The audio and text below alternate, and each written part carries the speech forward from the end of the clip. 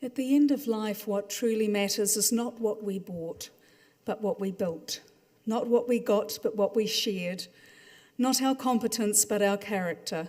Not our success, but our significance. The happy memories we leave behind and the love that lives on in the hearts of others. Today we come to remember and honour Bert Walden and to celebrate the life of a true gentleman who lived his life with integrity, honour and kindness, a man who succeeded in every way that truly matters. My name is Emma Love, and as a celebrant, I'm really honoured to be officiating here today. Before we get started, could I ask you to ensure that your phones are switched off? There will be an opportunity later in the service for anyone who wishes to come up and say a few words and perhaps express a sense of what Bert meant to you personally. Following our time in the chapel today, we'll be taking Bert to lay him in his final place of rest in a short burial ceremony before returning to the lounge next door for light refreshments and an opportunity to share all those stories. George Bernard Shaw once said, "A gentleman is one who puts more into the world than he takes out." And it's true that Bert certainly left his own positive mark on the world through his influence, deeds and character. Although it is with great sadness that we come to farewell him today, let us honour the man and celebrate with gladness the happiness and purpose of a life well lived. Bert was big in good old-fashioned values and had so many of the qualities that we value in others: decency, kindness, courtesy, honesty, integrity and respect. He was a man who added value and breathed life, love and example into everything he did. Bert gained a lot of pleasure from the simple things in life, but above all he valued his relationships. He loved people and was very much loved in return. Engaging, sincere and charismatic, Bert was always fun to be around, had a great sense of humour, spun a good yarn and had a wide circle of friends. For Bert, his family was everything, and throughout their lives he was constantly there for them, always so easygoing and obliging, in good company.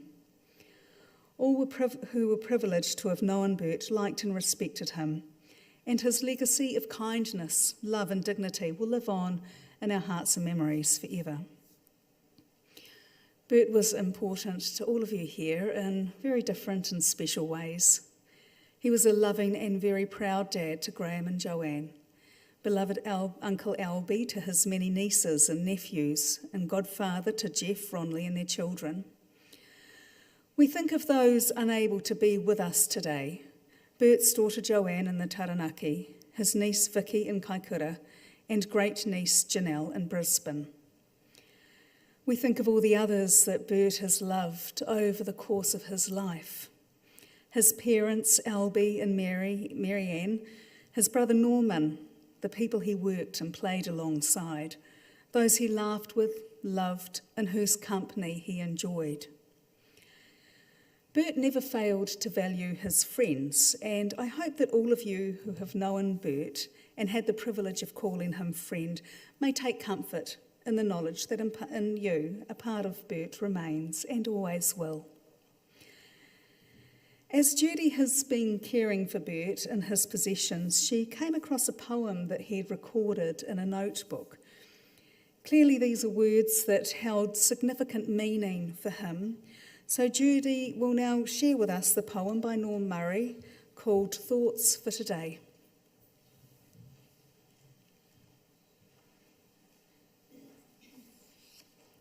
I found this in Albie's car when we were cleaning it out in his glove box, and I kept it.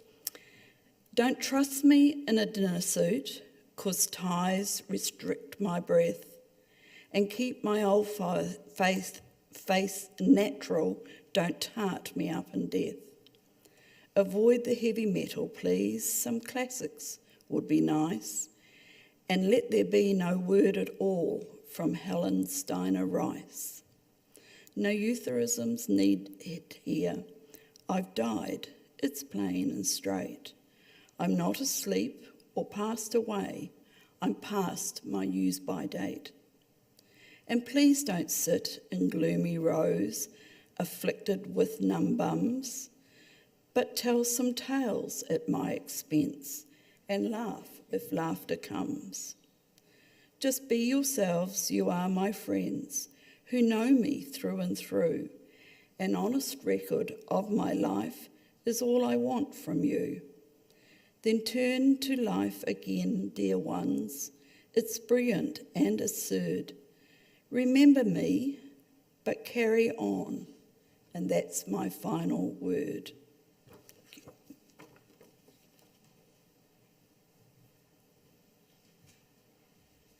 Thank you, Judy.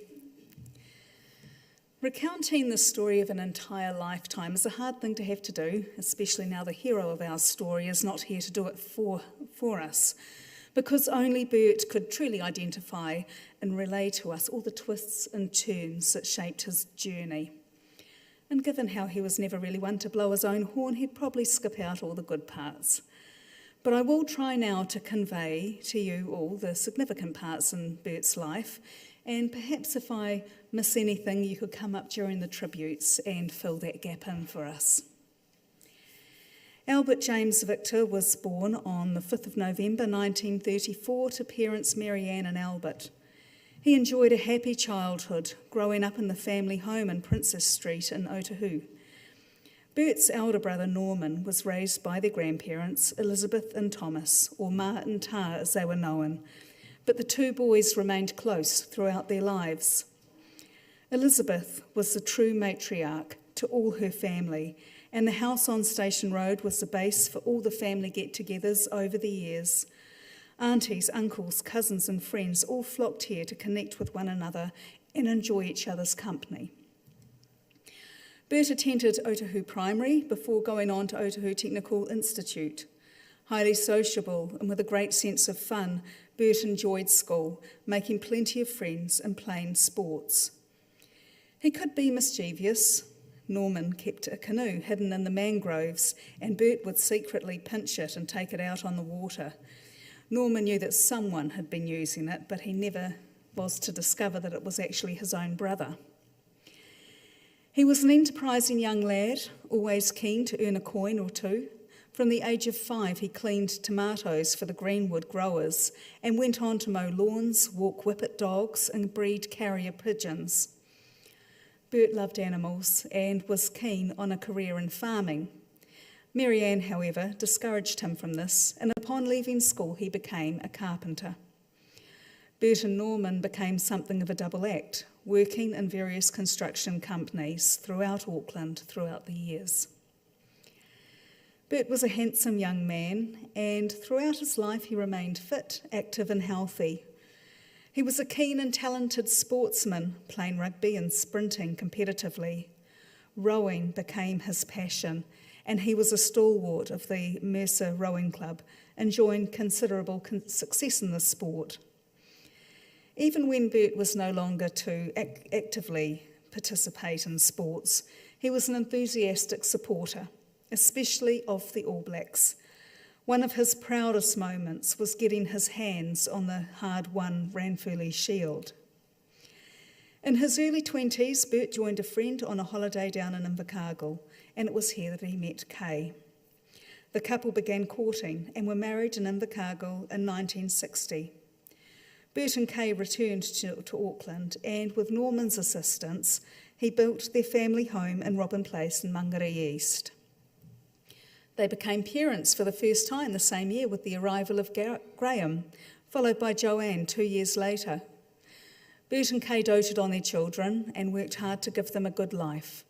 They were enthusiastic supporters of everything they did, including Graham's chess tournaments and Joanne's dancing.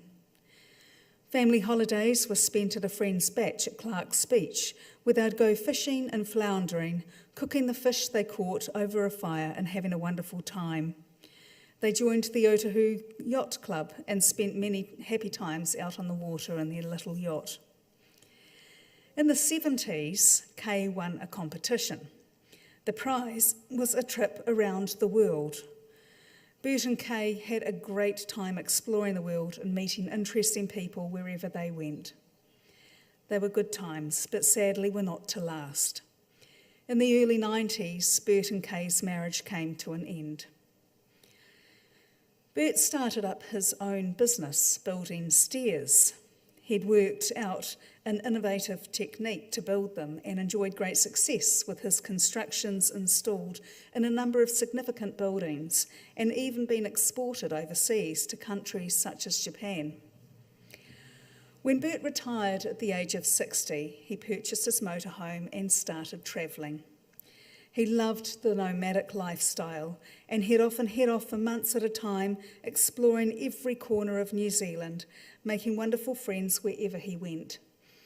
Amongst the NZMCA crowd, he was fondly known as the Silver Fox.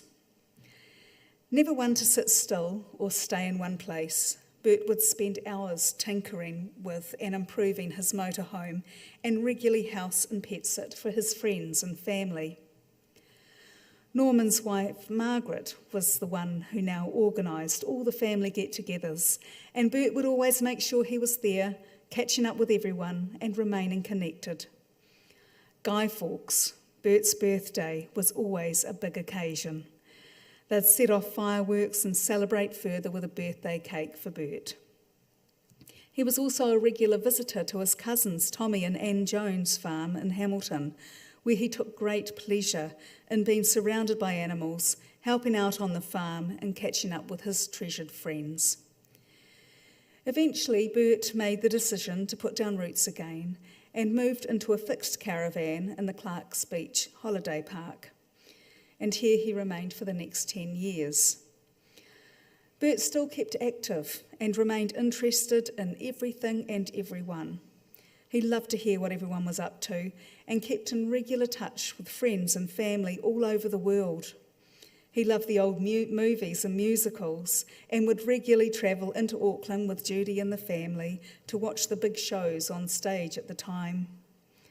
He never threw things out, and his caravan was crammed with his huge collection of DVDs, CDs and books. Sadly, as Bert began slowing down and his health deteriorated, it became clear that he would need extra care. So 4 years ago, he moved into the Palms Rest Home in Pukekohe. Having always valued his autonomy and been proud of his independence, it was a hard move for Bert to make, but he still looked forward to regular visits from the family and remained hugely interested in how everyone was getting on. Bert passed away on Monday, the 2nd of September, and this highly respected and much loved man is going to be very sadly missed indeed. There's a quote: "We're all storytellers. We all live in a network of stories. There isn't a stronger connection between people than storytelling." And as we all know, Bert had raised storytelling to a fine art form. He loved to spin a yarn. So today is our time now to share our stories of Bert. Is there anyone here who would like to come up and speak?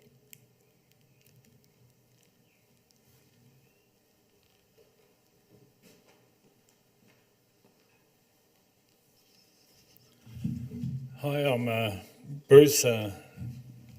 Albie was my uncle and, of course, Dad's brother. And slightly myself, like many older brothers, provide wisdom and support to your younger brother.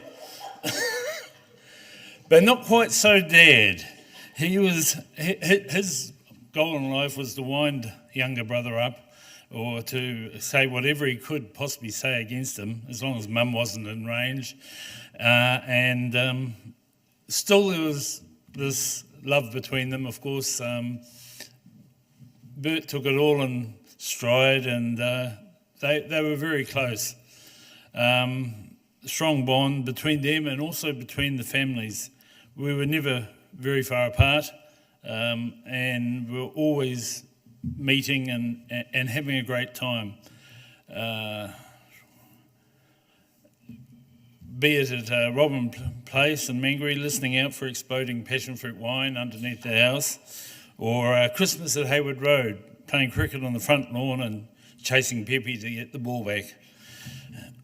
I also remember going to a park somewhere near here in Mangere East to kick conversions, which was very odd considering that both myself and Graham played soccer, and may explain why I was never very good at getting penalties. I was too good at getting it over the top. Albie and the family used to holiday at Clark's Beach a lot, and I remember going there quite often, walking for miles at low tide to get pippies, where it's probably a couple of 100 yards, but at that stage it was always seen for miles.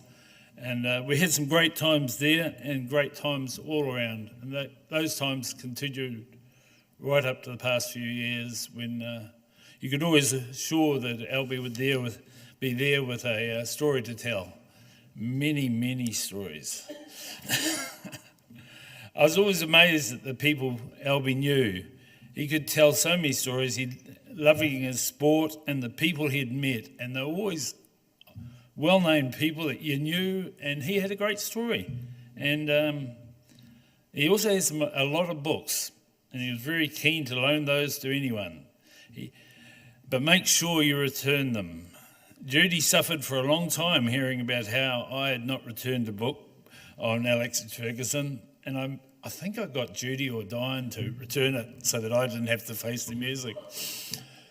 But the one thing about Albie was the girls all heard the music quite regularly, but us guys sort of got away with things. He was certainly a man's man, and as soon as there was one of us to talk to, that was it. We were set for the night. Albie was just about the last of this generation. There's only a couple left, a couple of the oldies like Glenn. And it starts to make you think that, well, maybe we're starting to get to be the oldies now, and yes, hang in there, Glenn, because we can still harass you for a long time yet. Sadly, I can't remember a lot of Albie's stories or the people and places he had met and seen. I'd not seen Albie much since moving south and regret now not knowing more of his stories and remembering a lot of the things that he had done. If one thing can come from his death, I hope is that you all think about those you love and haven't seen for a while. Not just the really old ones like Glenn, but all those you know and love before you miss them like I miss Albie. Rest in peace, Uncle Albie. Love you. Thank you.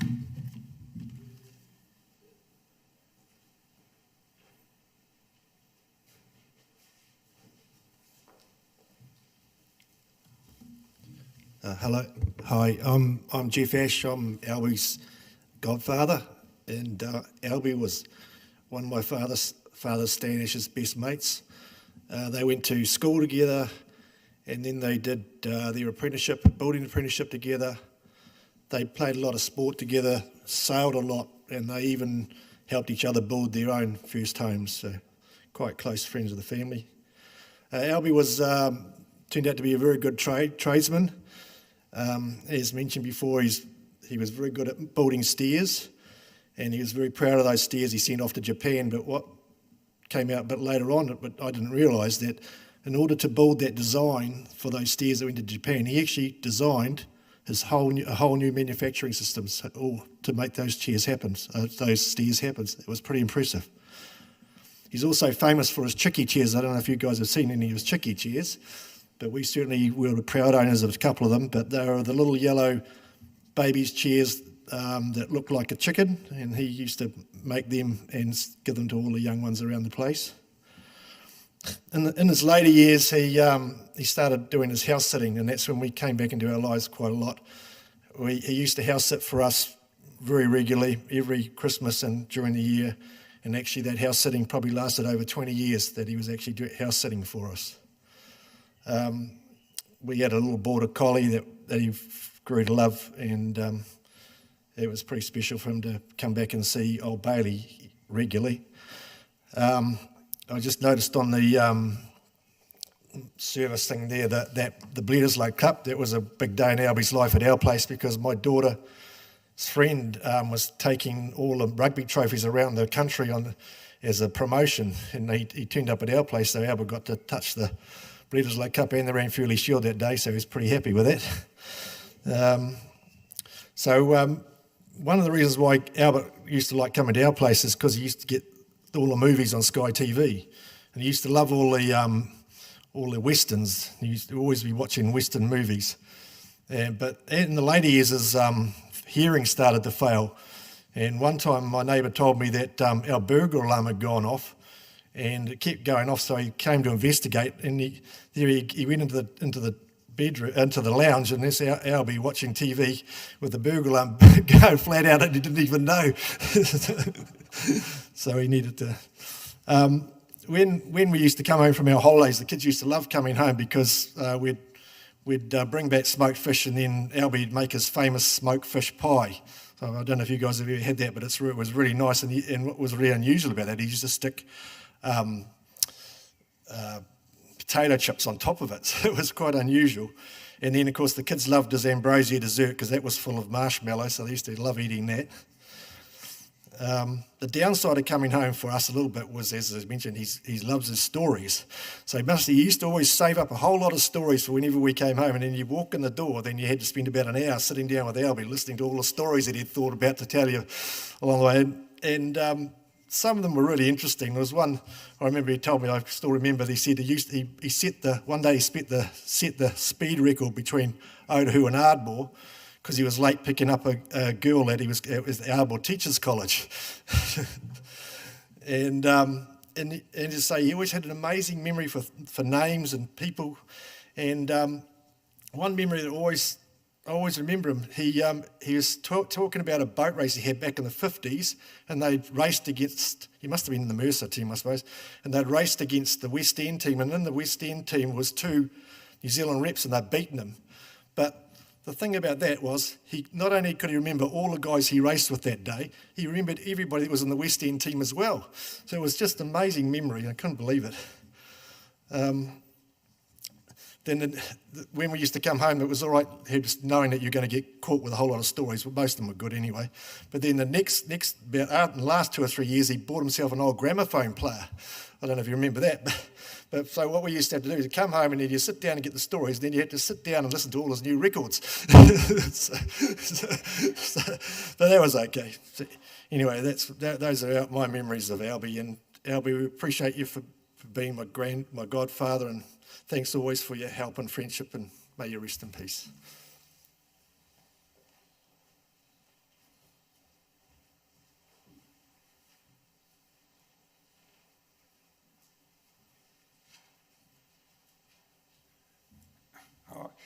Pardon me, my name's Warwick Dalton. I've been a friend goes back 87 years when I was born, in Albert, and we've been friends for years. It's like, in my part of it, I later on made a career bike racing all around the world and everything in Burton. And it's quite appropriate actually to be here that I come in with speed, because I went to the wrong place for Burton. I just automatically presumed that it was Manukau, and I'd seen the construction there and tried to find sense out of somebody where the office was, because there's so many construction buildings, and they said, oh no, I knew this was here, I didn't this place. And so I hit here at high speed again, and I'd given myself an hour buffer, but went to the wrong place. Talking about, we were Princess Street, Albert, and those days they were Pegler homes, which are like a group, and that was the period of the war. And Albert was a very fast runner. I know when we was at school, he was the fastest. He wasn't just fast, he was the fastest. And when he played rugby, we put him on the wing. And a unique thing, I think it was Otahu, we won the Roller Oaks Shield, is like the Ranfurly Shield, and it was the only time it was ever won in 100 years. I think Bert was associated in that team, I was in the team there, so that was quite a bit of history. I was quite proud of that. It was the top team of Auckland right throughout and all that. But anyway, in the 45s, I can remember that it was the war period, and you'd have blackouts, so you'd have to have the blinds down because the Japanese were going to come. And across the road where we used to go and do the tomatoes, the Home Guard used to sit in the ditch there with their old rifles, and you could peep out and see them smoking. And it was a bit like Dad's army, I reckon. Couldn't have done anything if the Japanese had come. But he had a scooter, and he used to lead us the scooter. And we'd up going down there, and I can remember as a boy, they were always saying, one day there's going to be a road there and a bridge over there. And, I couldn't, and of course, a few years later, that's the motorway right beside their house, and the bridge goes over. We used to go down to Brady's Beach down there and do swimming and playing around. We used to swim a lot on the river down those days. And our first boat we made was a bit out of corrugated iron. And we got it together, put a bit of wood on each end with nails and flattened the middle of it and balanced it with rocks. It was a deadly machine.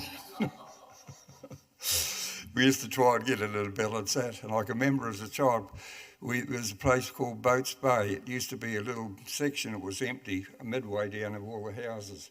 And we used to go down Little Boats Bay and went down, and there was a chap called Jonesy. He used to go, good fisherman. He had a little dinghy, but he was known for catching sharks. And I remember this time he caught this shark. It must have been 8, 10 feet, because we were only small kids. And he pulled it up the tree, and I can remember coming there and looking at this thing, and it was 3 times the size of me, this big shark with its mouth open. I thought, gee, we're swimming down there. But these things you remember as a kid, And we had one thing I can remember with his father. I think he used to have a pipe with a bit of a hand. And I was just an apprentice plumber, and Bert was a carpenter. And I got the job to put spouting around their garage. And I can remember going there. In those days, you have a blow lamp, and you'd put an iron on it and heat the blow lamp, and then you do the soldering and make the spouting and all that. And I can remember I had the blow lamp with the iron, and I put the iron on the sawhorse there, which was red hot, like while I was soldering. And Bert's dad came out with his old pipe, and what are you up to, son? And just sat down, and I thought, I won't say anything. And he sat with his heavy corduroy pants. So one red on there, and you could see the smoke coming. I didn't say anything. Well, he took off faster than Bolt in the Olympics. I can always remember that point, yes. But we used to get up to tricks, Sometimes we used to throw rocks on roofs, and people come out of the house and chase us down the road. But we've always kept our friendship up, and of course we parted then when we grew older. I went overseas in Europe and other places. But when we came back, Bert would always come and see us, and you're talking about his stories. It was wonderful because I kind of had a good tap up on what all you were doing. Because, there was the Micklejohns, who are quite a well-known family with tomatoes, growing tomatoes and all the rest of it. And he could tell you what Stan Ash was doing and his grandson was doing, and he could tell me what was. And we'd talk about the Micklejohns and the rest, and he'd give us all this information. So he was a great information centre. And I really believe that in the latter part of time where Bert used to come and see us and that, he really hooked his hook into us as extended family. And so when he used to come and talk and tell the stories and all that, that was because he was on his own in the last 30-odd years. And he was actually extending his family when he was talking to you, because he was part of us. And had a lot of time. We always, when he raced in the rowing, they used to, we were called the Dalton brothers, I always said, they thought they killed the gang of the Dalton brothers, but I said one got out under the bottom rail. But he used to row with my brother in the rowing you're talking about too. I think it was the Auckland and the Waitemata Rowing Club and that there, so he loved his rowing and that. But when the latter part, when he said I'd go and see him every few months and have a good chat. And the last I seen of Bert was only about 6 weeks ago or so, and I came in and I walked in, and I can remember I seen this person park that little scooter machine, and he was standing there meticulously going through every little part he was doing. So I stood behind and said nothing, and waited till he got, and then he turned around and said, "How are you, mate?" You know, and smiled, and we went in for another hour and had another chat. So he was a lovely one. He was a good tradesman and excellent in the stairs, and that, as you're saying, and he was a very good rower, an excellent sprinter, and a wonderful, wonderful friend. And so all those years, little times for us to come to the end of the footpath, you know, but yes, thank you, Bert, and may your soul rest in peace. Okay.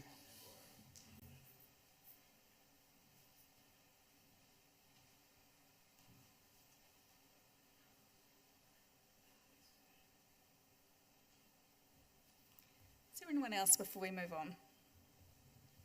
Isn't it great? The stories are fantastic, and all that history and those relationships over so many years. That's good to share them. Bert loved music, all music. The beautiful thing is that music can be like a time machine. In one song, the lyrics, the melody, the mood can take you back to a moment, often like nothing else can. So as we listen to a special piece of music, I encourage you all to reflect upon your own personal memories and experiences that you've shared with Bert.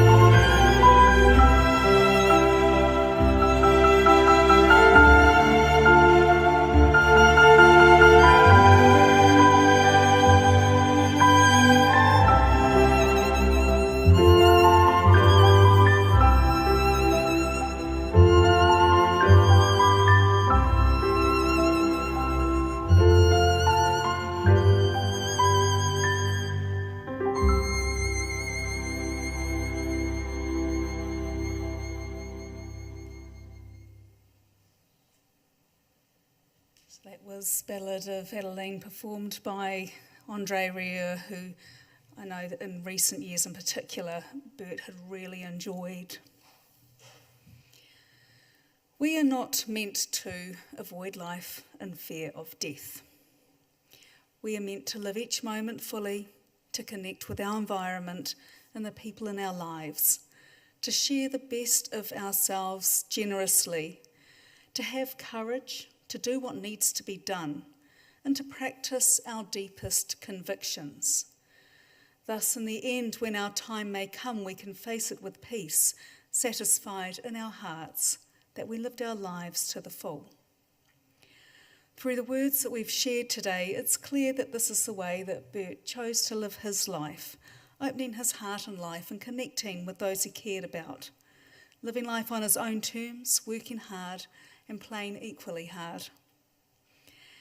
As Bert goes out of our lives as a physical presence, let us always remember the lovely, generous and kind man with a heart of gold that he truly was.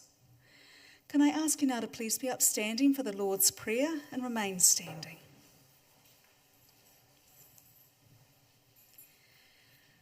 Our Father who art in heaven, hallowed be thy name.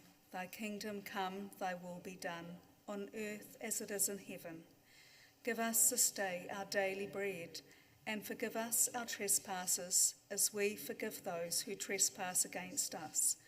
Lead us not into temptation, but deliver us from evil. For thine is the kingdom, the power and the glory, forever and ever. Amen. We will now be taking Bert to lay him in his final place of rest. And following that, please do join us in the lounge next door for refreshments. May the love and support of family and friends, the radiance of memory and the power of love fill you with strength and with peace. Go well.